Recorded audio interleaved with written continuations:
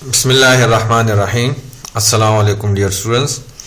आज का जो टॉपिक है वो है cell membrane. What is cell membrane, cell membrane किसको कहते हैं, इसमें हम डिस्कस करेंगे सेल मेम्ब्रेन की डिफिनेशन को, ठीक है। उसके बाद हम डिस्कस करेंगे सेल मेम्ब्रेन के स्ट्रक्चर को, ठीक है। इसकी केमिकल कंपोजिशन को भी हम डिस्कस करेंगे और उसके साथ साथ हम डिस्कस करेंगे इसके मॉडल को कि सेल मेम्ब्रेन का जो मॉडल है वो क्या है, और लास्ट में हम डिस्कस करेंगे सेल मेम्ब्रेन के फंक्शन को। तो आए इसमें से हर एक को एक एक करके डिस्कस करते हैं। तो चलिए स्टार्ट करते हैं फर्स्ट ऑफ ऑल डिफिनेशन से। What is the definition of cell? तो डिफिनेशन ऑफ सेल की डिफिनेशन क्या है? तो यहां पे देखें, semi permeable membrane. Cell membrane जो होता है ये सेमी परमिएबल होता है। What is semi permeable? Semi permeable किसे कहते हैं? इसका मतलब होता है जुज़वी नफूज पजीर, यानी हर एक मॉलिक्यूल जो है वो सेल मेम्ब्रेन से पास नहीं हो सकता, ठीक है। ये सेमी परमिएबल होता है, ठीक। According to the need of the cell जो होता है ये मॉलिक्यूल को अंदर आने देता है। और ये सेल मेम्ब्रेन जो होगा ये कहां पर होता है? कहते हैं दैट सराउंड्स एंड इनक्लोजेज। ये किसके इर्द गिर्द होता है, किसको इनक्लोज करता है? ये साइटोप्लाज्म और न्यूक्लियोप्लाज्म। लेट्स सपोज हमारे पास ये सेल मेम्ब्रेन हो गया, ठीक है। ये है सेल मेम्ब्रेन, ठीक।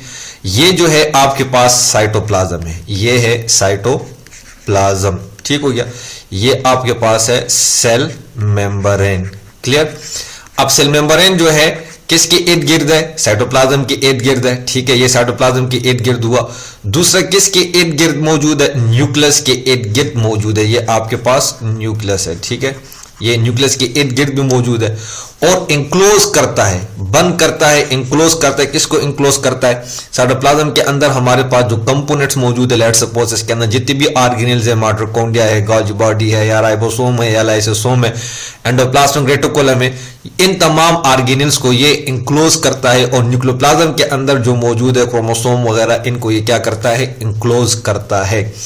तो ये डिफिनेशन हो गई किसकी? सेल मेम्ब्रेन की। कि सेल मेम्ब्रेन हमारे पास क्या है? एक सेमी परमिएबल है, मेम्ब्रेन है। किसके सराउंड होता है, किसको इंक्लोज करता है? साइटोप्लाज्म और न्यूक्लियोप्लाज्म को ये क्या करता है? इंक्लोज भी करता है, उनके इर्द गिर्द भी मौजूद होता है, और उनके कंपोनेंट्स को क्या करता है? इंक्लोज करता है। तो ये डिफिनेशन हो गई किस चीज की? सेल मेम्ब्रेन की। अब आ जाते हैं इसके मॉडल की तरफ। देखिए, बहुत से साइंटिस्ट ने इसके मॉडल को पेश किया, लेकिन किसी का भी मॉडल एक्सेप्टेबल नहीं था। ये जो मॉडल है फ्लूइड मोज़ेक मॉडल, ये मॉडल किसने पेश किया और कब पेश हुआ, और ये मॉडल क्या एक्सप्लेन करता है? ये दो साइंटिस्ट थे, एक का नाम था सिंगर और एक का नाम था निकोलसन। सिंगर और निकोलसन ने 1972 के अंदर एक मॉडल पेश किया और उस मॉडल को नाम दिया फ्लूइड मोज़ेक मॉडल। ये मॉडल एक्सप्लेन क्या करता है? एक्सप्लेन दैट प्लाज्मा मेम्ब्रेन, जो प्लाज्मा मेम्ब्रेन होता है, कंटेन्स लिपिड्स बाय लेयर। यानी जो प्लाज्मा मेम्ब्रेन है इसमें लिपिड्स तो मौजूद है। क्या मौजूद है? लिपिड्स मौजूद होते हैं, लेकिन लिपिड्स का एक लेयर नहीं बल्कि लिपिड्स के दो लेयर होते हैं। एक ऊपर मौजूद होता है, एक नीचे मौजूद होता है। ये ऊपर एक लेयर होगी, ये नीचे दूसरी लेयर होगी। ये ऊपर एक लेयर होगी, नीचे दूसरी लेयर होगी। इसको हम कहते हैं लिपिड्स बाय लेयर। इसको हम कहते हैं लिपिड्स बाय लेयर। तो एक तो ये कंपोज है किससे? लिपिड्स बाय लेयर से, विच आर इंटरप्टेड। फिर इसके दरमियान में कौन मौजूद होता है? प्रोटीन। यानी ऐसा नहीं है कि मुकम्मल एक लेयर होगी लिपिड्स की, उसके दरमियान कुछ मौजूद नहीं होगा, नहीं। इसके दरमियान में बार बार कौन आकर इंटरप्ट करता है? यहां पर इंटरप्ट करता है इसको प्रोटीन मॉलिक्यूल। तो दरमियान में यहां पे कौन मौजूद है? ये प्रोटीन मॉलिक्यूल भी इसके अंदर क्या होते हैं? मौजूद होते हैं, which are interrupted by protein molecule. तो यहां पर प्रोटीन मॉलिक्यूल मौजूद होंगे। उसके बाद फिर क्या होगा? यहां पर फिर लिपिड्स होंगे, ठीक है। उसके बाद फिर दरमियान में कौन आ जाएगा? दरमियान में फिर जो है यहां पर आपके पास प्रोटीन मॉलिक्यूल आ जाएंगे। तो ये जो मॉडल है ये, इस मॉडल को हम क्या कहते हैं, फ्लूइड मोज़ेक मॉडल, जो पेश किया था किसने, निकोलसन ने पेश किया और सिंगर ने पेश किया किस साल में, 1972 के अंदर। इन लिपिड्स और प्रोटीन जो है ये एक फ्लूइड है, एक फ्लूइड की तरह होते हैं, लेकिन इनकी जो अरेंजमेंट है उस अरेंजमेंट को मोज़ेक कहते हैं। तो इस वजह से इसको नाम क्या दिया, फ्लूइड मोज़ेक मॉडल। तो इन्होंने सजेस्ट ये किया था और ये मॉडल हमें पेश ये करता है, ये एक्सप्लेन करता है कि प्लाज्मा मेम्ब्रेन जो है वो लिपिड्स बाय लेयर से कंपोज है और उसके अंदर या वो इंटरप्ट होता है बार बार किससे, प्रोटीन से, यानी उसके अंदर प्रोटीन मॉलिक्यूल भी मौजूद हैं। तो ये तो इसकी फ्लूइड मॉडल के लिहाज से बात हो गई। अभी डिस्कस करते हैं इसकी केमिकल कंपोजिशन को, कि सेल मेम्ब्रेन केमिकली किस चीज से कंपोज है, वो कौन से मॉलिक्यूल है जिन मॉलिक्यूल की वजह से सेल मेम्ब्रेन बना है। तो इसको हम कहते हैं केमिकल कंपोजिशन। तो what is the chemical composition of the cell membrane? So the chemical composition of cell membrane chemically composed from lipids, lipid से कंपोज होता है, compose from proteins, protein molecule से कंपोज होता है, एंड कार्बोहाइड्रेट्स। इसके अलावा cholesterol भी मौजूद होता है, क्योंकि वो बहुत कम अमाउंट में होते हैं, इसलिए हम उसको यहाँ पे डिस्कस नहीं करेंगे। हम यहाँ पे बेसिकली इन तीन को डिस्कस करेंगे, लिपिड्स को डिस्कस करेंगे, प्रोटीन को डिस्कस करेंगे और साथ में कोलेस्ट्रॉल को। तो आए इसमें से हर एक को एक एक करके डिस्कस करते हैं कि लिपिड्स कैसे मौजूद होते हैं, इनका फंक्शन क्या है, इनका स्ट्रक्चर क्या है, प्रोटीन कैसे मौजूद होते हैं, इनका फंक्शन, उसका स्ट्रक्चर, और कार्बोहाइड्रेट्स का स्ट्रक्चर और फंक्शन, इसको यहाँ पे डिस्कस करते हैं। तो फर्स्ट वन हम डिस्कस कर रहे हैं लिपिड्स को, ठीक है। जैसा हमने कहा कि प्लाज्मा मेम्ब्रेन जो है या सेल मेम्ब्रेन जो है ये केमिकली कंपोज किस चीज से, लिपिड से है। लेकिन अगर प्लाज्मा मेम्ब्रेन में लिपिड्स मौजूद है तो कितना परसेंट मौजूद है, टोटल 20 to 40% लिपिड जो है वो प्लाज्मा मेम्ब्रेन में मौजूद है, ठीक है। ये क्लियर हो गया। आइए अब लिपिड्स का स्ट्रक्चर क्या है। देखिए लिपिड्स के अंदर दो रीजन है, एक इसका हेड रीजन है, ठीक है, जिसको हम हाइड्रोफिलिक कहते हैं। हाइड्रो किसको कहते हैं, हाइड्रो कहते हैं वाटर को, ठीक हो गया। फिलिक किसे कहते हैं, फिलिक कहते हैं वाटर लवर, यानी लवर को कहते हैं, ठीक है। और इसका एक टेल रीजन होता है, उस टेल रीजन को हम कहते हैं हाइड्रोफोबिक। हाइड्रो किसको कहते हैं, वाटर को कहते हैं, ठीक है। और फोबिक किसे कहते हैं, फेयर को कहते हैं, नापसंद करने को कहते हैं, नॉन लवर को कहते हैं, ठीक है। ये ग्रीक वर्ड है। फॉर एग्जांपल यहां पर अगर हम उसका स्ट्रक्चर ड्रा कर दें तो ये आपके पास लिपिड्स का हेड हो गया, ठीक है। और स्ट्रक्चर हम आगे मुकम्मल डिटेल में ड्रा करेंगे कि ये किस तरह ये हाइड्रोफिलिक है, किस तरह ये हाइड्रोफोबिक है। तो ये इसका हेड रीजन और यहां पर ये इसका टेल रीजन, ये इसका क्या हो गया, टेल रीजन हो गया, ठीक है। तो ये इसका जो है ऊपर जो आपको दिखाई दे रहा है ये इसका हेड रीजन है, ठीक है, जो हमारे पास क्या है, हाइड्रोफिलिक है, ठीक है, यानी ये पोलर है, क्लियर हो गया। और नीचे जो है ये इसका टेल है, ठीक है, जो क्या है, हाइड्रोफोबिक है, यानी ये आपके पास है नॉन पोलर, क्लियर हो गया। ये क्या है आपके पास, नॉन पोलर। अब यहां पे हम डिस्कस करेंगे कि इसका जो हेड रीजन है ये किस चीज से बना है और इसका टेल रीजन किस चीज से बना है, क्यों ये हाइड्रोफोबिक है और क्यों ये हाइड्रोफिलिक है। यहां पर अब एक एक करके डिस्कस करते हैं। फर्स्ट वन हम डिस्कस करेंगे यहां पर इसके हेड रीजन को, कि हेड रीजन इसका हाइड्रोफिलिक क्यों है, क्यों हम इसको हाइड्रोफिलिक कहते हैं, ठीक है।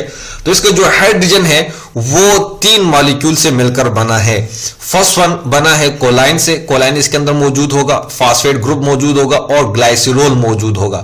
तो इनके स्ट्रक्चर को यहां पे ड्रा करते हैं, किस तरह इसका हेड रीजन यहां पे बनता है। तो फर्स्ट वन हम ड्रा कर रहे हैं कोलाइन को। तो ये आपके पास यहां पे नाइट्रोजन, यहां पर इसके साथ कार्बन और CH3 हो गया, ठीक है।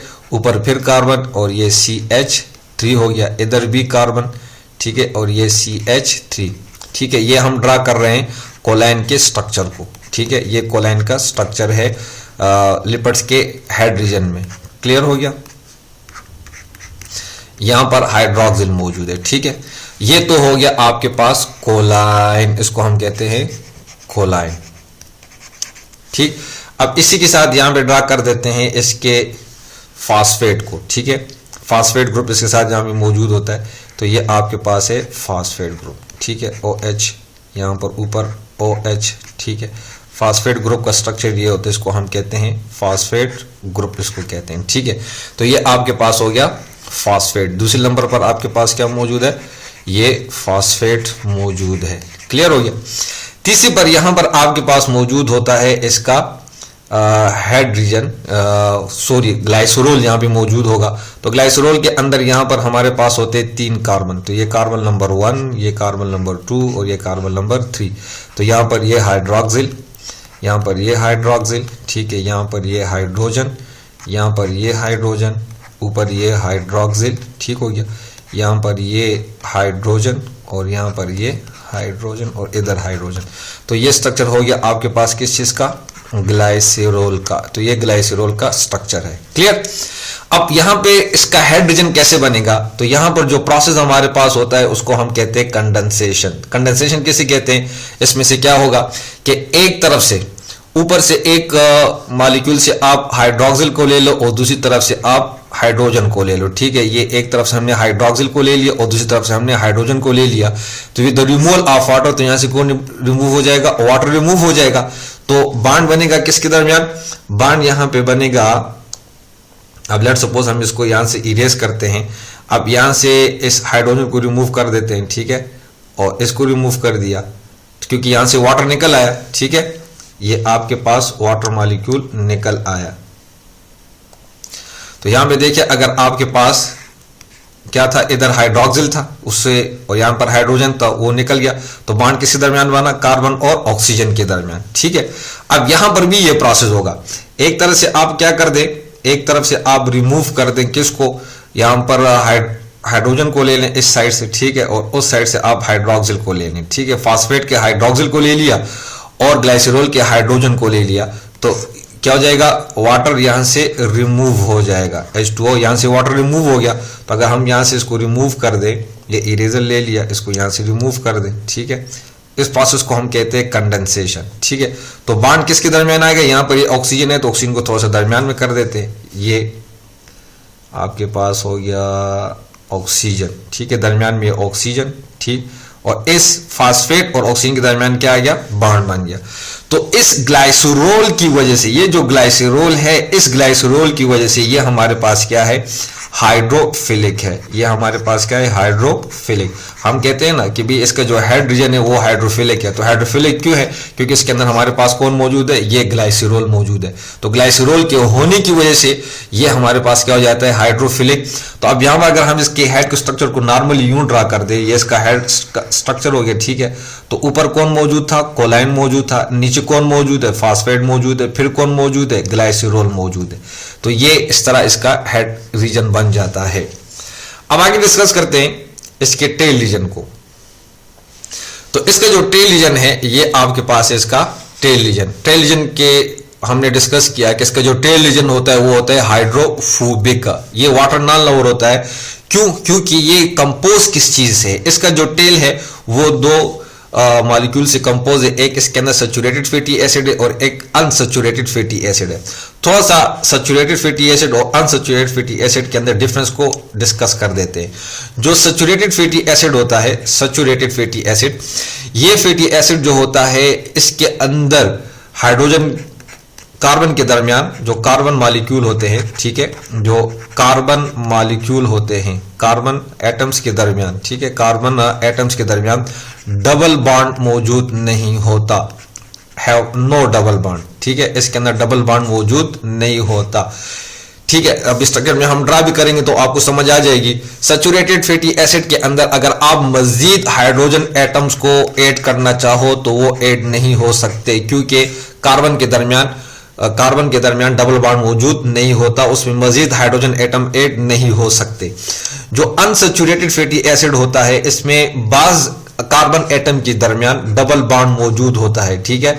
बाज कार्बन एटम के दरमियान क्या मौजूद होता है, डबल बॉन्ड मौजूद होता है, जिसकी वजह से अगर आप इसमें मजीद हाइड्रोजन एटम को ऐड करना चाहो तो उसके अंदर ऐड हो सकते हैं।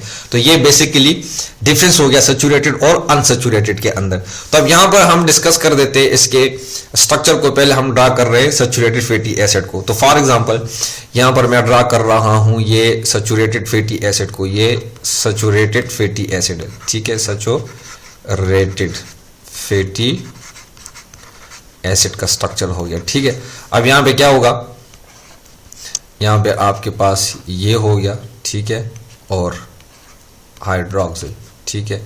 फिर यहाँ पर ये carbon carbon carbon carbon carbon carbon, up to 16 और 18, आप 18 या 16 कार्बन को ले लें, ठीक है। यहाँ पर और जगह नहीं है तो इसलिए हम इतने को ही ड्रा कर देते हैं। तो हर एक के साथ यहाँ पर CH, ठीक है, हर एक कार्बन के साथ देखें तो अपने 4 बॉन्ड पूरे किए हुए हैं और किसी कार्बन एटम के दरमियान 2 बॉन्ड मौजूद नहीं है, किसी भी कार्बन एटम के दरमियान 2 बॉन्ड मौजूद नहीं है, ठीक है। तो ये हमारे पास हो गया सैचुरेटेड। अगर इसके अंदर हम मजीद हाइड्रोजन को ऐड करना चाहें तो वो इसमें ऐड नहीं हो सकता। तो ये आपके पास हो गया क्या, सैचुरेटेड फैटी एसिड। अब अनसैचुरेटेड फैटी एसिड कैसे ड्रा करेंगे, उसका स्ट्रक्चर कैसे होगा, तो ये ड्रा कर रहे हैं हम अनसैचुरेटेड फैटी एसिड, ठीक है। अब इसके स्ट्रक्चर को ड्रा करते हैं, स्ट्रक्चर वही सेम रहेगा लेकिन कहीं ना कहीं कार्बन एटम्स के दरमियान क्या आ जाएगा, डबल बॉन्ड आ जाएगा, ठीक है। ये आपके पास फंक्शनल ग्रुप हो गया, ठीक है, डबल बॉन्ड ऑक्सीजन, ठीक है। यहां पर ये कार्बन 2 3, यहां पर डबल बॉन्ड, ठीक है। आखिर में यहां फिर डबल बॉन्ड दे देते हैं, ठीक है। अब यहां पे देखें इस सैचुरेटेड फैटी एसिड के अंदर किसी भी कार्बन एटम में कोई भी डबल बॉन्ड मौजूद नहीं है, लेकिन यहां पर अगर आप देखिए तो एक डबल बॉन्ड ये है, एक डबल बॉन्ड यहां पे मौजूद है। तो यहां पर क्या जाएगा, CH CH, ये आपके पास 2 का हाइड्रोजन, यहां पर भी 2 हाइड्रोजन, ठीक है। यहां पर अगर आप देखें तो इस कार्बन ने यहां पर 3 बॉन्ड बनाए तो यहां पर इसको हम 1 हाइड्रोजन देंगे, ठीक है। यहां पर भी इसको हम 1 हाइड्रोजन देंगे और यहां पर इसको हम 2 हाइड्रोजन देंगे और इसको भी 1 हाइड्रोजन, ठीक है। 4 बॉन्ड इसके हो गए और नीचे इसको 2 देंगे, ठीक है। ये इसके बॉन्ड फुल हो गए। यहाँ पर अगर हम इसको रफ कर दें, लास्ट में इरेजर ले लेते हैं, इस एक को यहाँ से रफ कर देते हैं। अब यहाँ पर अगर आप देखें तो हर एक के पास, ठीक है, इसमें डबल बॉन्ड नहीं लेकिन यहाँ पे हमारे पास क्या मौजूद है, ये डबल बॉन्ड कार्बन मौजूद है। अगर इसमें हम हाइड्रोजन को ऐड करना चाहें तो यहाँ पर ऐड हो सकता है कि नहीं हो सकता, क्यों नहीं हो सकता, इसलिए हो सकता है कि अगर आप यहाँ से इसके इस बॉन्ड को तोड़ दे जो कार्बन के दरमियान मौजूद है, इस एक बॉन्ड को इधर तोड़ दे तो एक हाइड्रोजन यहाँ पर भी आ जाएगा, दूसरा हाइड्रोजन यहाँ पर भी आ सकता है। तो यहाँ पर आप मजीद हाइड्रोजन को ऐड कर सकते हैं अनसैचुरेटेड फैटी एसिड के अंदर। चूंकि हम ड्रा कर रहे हैं अनसैचुरेटेड फैटी एसिड को, इसलिए हम यहाँ पर डबल बॉन्ड ही रखेंगे, ठीक है।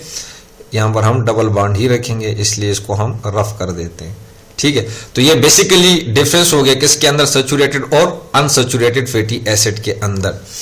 तो अब ये अटैच कहां पर होते हैं, ठीक है, इसकी अटैचमेंट कहां पर होती है, कहां पर ये अटैच होते हैं, तो चलिए उसके स्ट्रक्चर को हम ड्रा करते हैं। क्लियर हो गया। अब इल्फाज उसके स्ट्रक्चर को अगर हम यहां पे ड्रा कर दें तो देखें यहां पर हमारे पास क्या था, इसका हेड रीजन था, तो यहां पर हमारे पास मौजूद था कोलाइन, ठीक है। यहां पे आ जाएगा कोलाइन आ जाएगा। फिर यहां पर हमारे पास मौजूद था फास्फेट, यहां पे हमारे पास मौजूद था ग्लाइसरॉल। तो देखो ग्लाइसरॉल का यहां पर अगर ग्लाइसरॉल के स्ट्रक्चर को मैं रफली ड्रा कर दूं तो ये कार्बन, ठीक है। ये तो इधर फास्फेट के साथ अटैच है लेकिन इसके पास यहां पर हाइड्रोक्सिल मौजूद है, इस कार्बन के पास भी हाइड्रोक्सिल मौजूद है।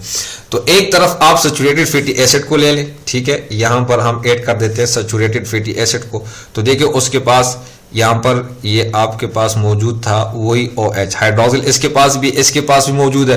तो एक तरफ से हाइड्रोक्सिल को ले लो, दूसरी तरफ से हाइड्रोजन को ले लो, तो यहां पर कंडेंसेशन हो जाएगी, वाटर क्या हो जाएगा, रिमूव हो जाएगा। तो बॉन्ड किसके दरमियान बनेगा, बॉन्ड बनेगा कार्बन और ऑक्सीजन के दरमियान, ठीक है। फिर यहां पर अनसैचुरेटेड फैटी एसिड को लेकर आओ, ठीक है। ये अनसैचुरेटेड फैटी एसिड है और यहां पर क्या हो जाएगा, एक तरफ से हाइड्रोजन दूसरी तरफ से हाइड्रोक्सिल को पकड़ लिया, कंडेंसेशन का प्रोसेस हुआ, वाटर क्या हो गया, रिमूव हो गया। तो बॉन्ड किसके दरमियान आ जाएगा, कार्बन और ऑक्सीजन और कार्बन के दरमियान बॉन्ड आ जाएगा। बाकी वो मजीद उसका स्ट्रक्चर होगा। लेकिन अगर आप जब भी लिपिड्स का स्ट्रक्चर ड्रा करते हैं तो लिपिड्स के स्ट्रक्चर में एक टेल जो इसकी होती है बिल्कुल सीधा होती है, लेकिन दूसरी टेल जो होती है वो यूं टेढ़ी होती है। इसकी ये टेल टेढ़ी क्यों है, क्योंकि याद रखिए कि ये अनसैचुरेटेड फैटी एसिड है और यहां पर जो कार्बन मौजूद है उस कार्बन के दरमियान यहां पे डबल बॉन्ड मौजूद है, जिसकी वजह से इसका ये एरिया क्या रहता है, टेढ़ा ही रहता है। ठीक हो गया, ये तो इसका स्ट्रक्चर हो गया। अभी डिस्कस करते हैं इसके फंक्शन को कि लिपिड्स बाइलेयर क्या फंक्शन प्रोवाइड करता है। देखिए lipids bilayer makes the membrane, ये जो सेल मेम्ब्रेन के ऊपर ये मौजूद होते हैं, ये मेम्ब्रेन को बनाता है क्या, डिफरेंशियली परमिएबल बैरियर। ये it makes the membrane differentially permeable. ये क्या करता है, ये इख्तिलाफ करता है। इख्तिलाफ कैसे करता है कि ये सिर्फ अलाउ करता है नॉन पोलर मॉलिक्यूल को, यानी पोलर मॉलिक्यूल यहां से पास नहीं हो सकता। अगर नॉन पोलर आ जाए, पोलर आ जाए तो ये सिर्फ नॉन पोलर को छोड़ेगा, लेकिन पोलर मॉलिक्यूल को सेल मेम्ब्रेन के अंदर आने नहीं देता। लेट सपोज ये हमारे पास लिपिड्स बाइलेयर हो गया, ठीक है, ये लिपिड्स बाइलेयर है, ठीक है।